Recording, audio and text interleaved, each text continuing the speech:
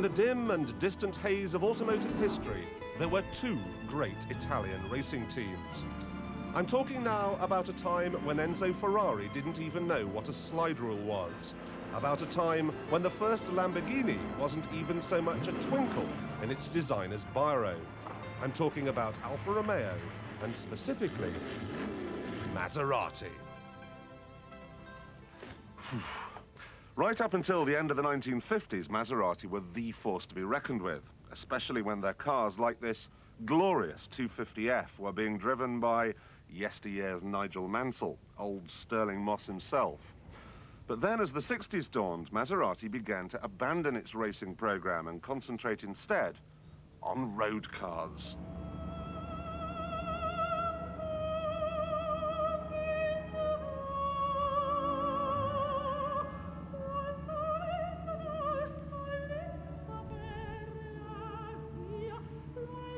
Naturally enough, the cars were an instant success. But of course, they couldn't have been much else when you consider they combined drop-dead looks like these with what at the time was just about the best badge in the business.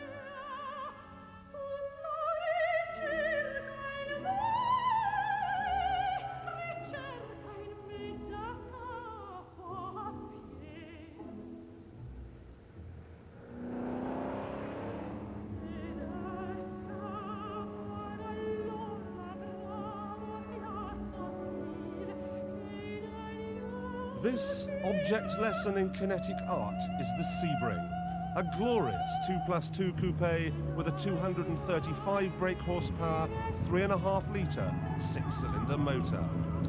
Now, if people will pay £22 million for a bad painting of some sunflowers, then this should really be worth 220 million. It was, is, and always will be one of the definitive front-engined, rear-drive Italian masterpieces. In the 100 or so years of automotive design, the zenith was very probably reached at some point in the 60s. If you think about it, there was the Lamborghini Miura, the Ferrari Daytona, the E-Type Jaguar, and of course, this. The problem for Maserati, of course, was how on earth do you improve on it? Well, they went to Frua, who gave them the Mistral here. Now, Frua was better known in England for his work with the AC428, and there's certainly elements of that car in this.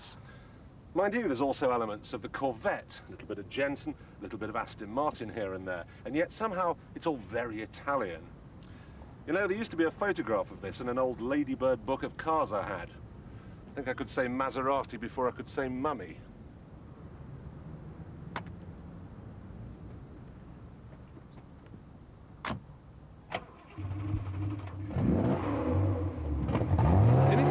It was no slouch. With 255 brake horsepower on tap from the twin-spark 4-litre engine, it could get from 0 to 60 in less than 7 seconds.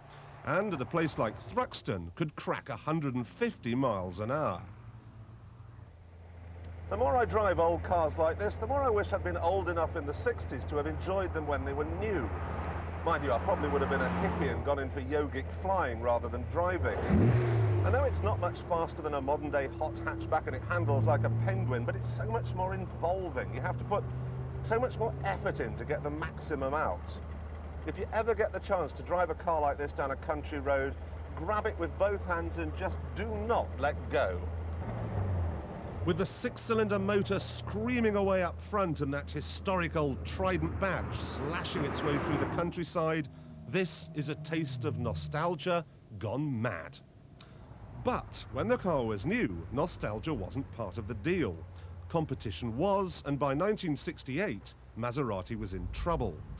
The receivers had been round once before in 1958, and just 1 decade on, it looked like the men in suits would be back.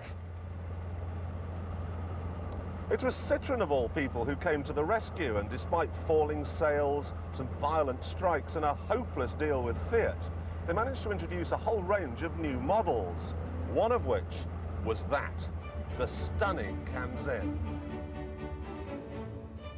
Like so many previous Maseratis, this 5-litre V8 monster was named after a wind, which was apt because that's what it went like.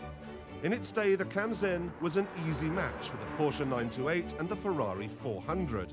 You could bowl along in the thing at 160 miles an hour. But good though the Kanzen was in 1975, with the oil crisis in full swing, Citroën gave up and sold its Italian problem child to Alessandro Di Tommaso. Come to think of it, the only person who has never owned Maserati is my mother.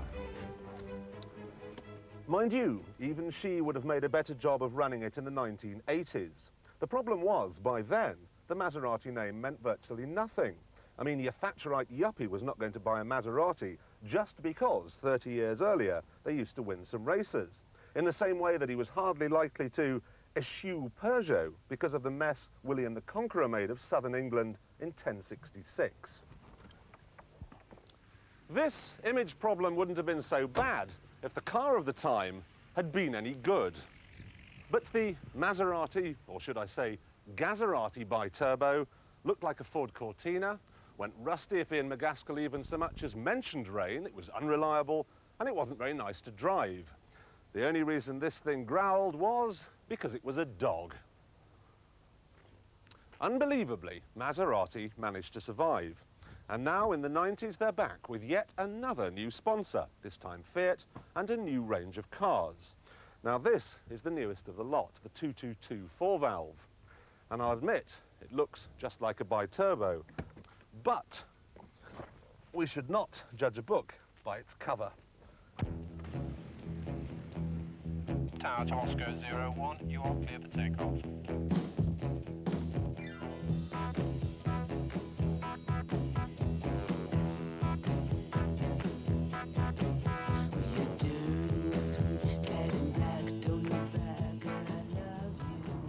This is like a BMW 3 Series that's been at anabolic steroids.